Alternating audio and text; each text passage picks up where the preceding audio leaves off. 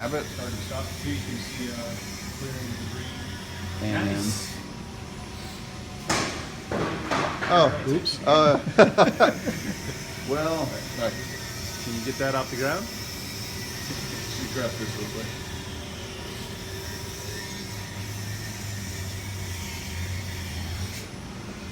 Got it.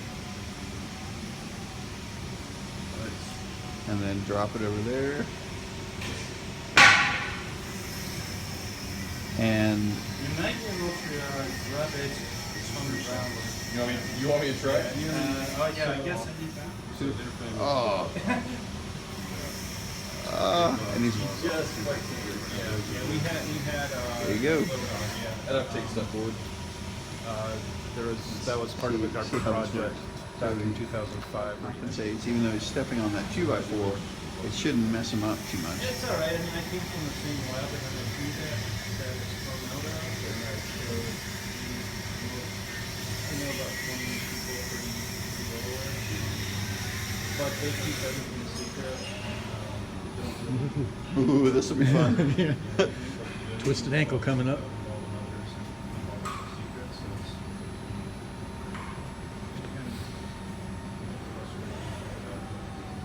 So it looks like he's going to punch the door. Just pushing it open.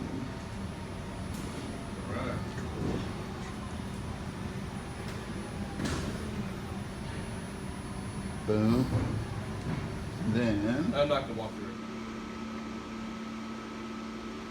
To declutter the screen, if you're within a certain degree of heading and a certain foot of altitude, yeah, see how it went away? Mm-hmm. Okay, so if the little splaying things aren't enough of a kick in the rear end, if I drift off of heading here from 270, right,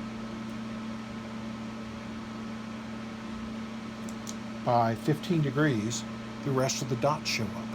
So if I'm seeing all the dots, I know I'm not on altitude or heading, one of the two. Okay? I'll get some speed up, and then I'll zero my nose to zero pitch, and that means my speed will stay about the same. Right? I'm getting over the runway. Now I want to stop. So I raise my nose, let the hands go to the horizon line, and then lower it down as I have to keep the hands on the horizon line. I have to lower my pitch. You see that? Mm-hmm. Now I'm going to do a pedal turn to 90 degrees, or 270 rather. So I'm doing a right pedal turn.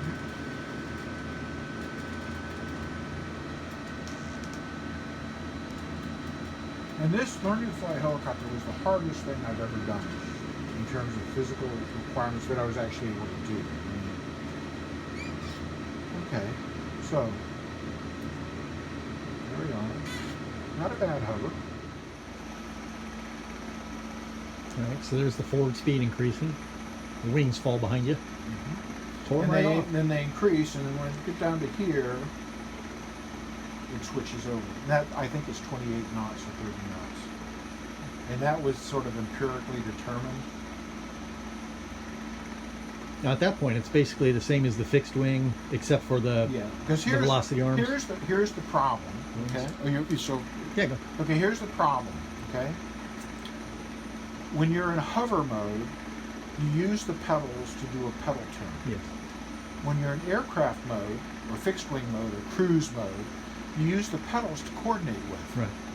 Okay? In hover mode, you use the stick, the lateral displacement of the stick, for lateral translation. Okay? Not for turning. Right. And in cruise mode, you use the stick for bank for turning.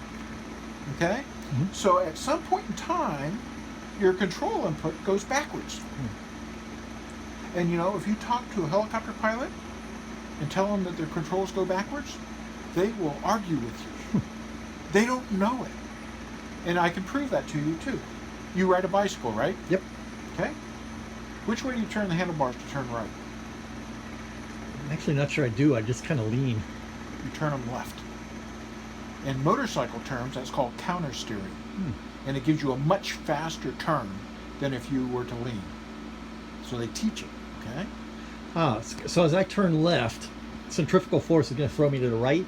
No, Is no, that- don't I even don't think. Don't even understand. think that way. I don't think at all. What I happens just is speak. turning the handlebars banks the bicycle. Okay. And if you turn the handlebars to the right, so the wheel is pointed to the right, it banks the bicycle to the left. Right. Faster than you can bank it. That's kind of what I was getting at, because Okay. it's the outside of the turn. But if you were at really low speed with like training wheels, you would turn the handlebars to the right to go right. Yes. You So don't need because you don't need the bank. bicycle has the same control, input, reversal, or speed. No one knows that. Yep. Blew my mind. Okay? No one knows that.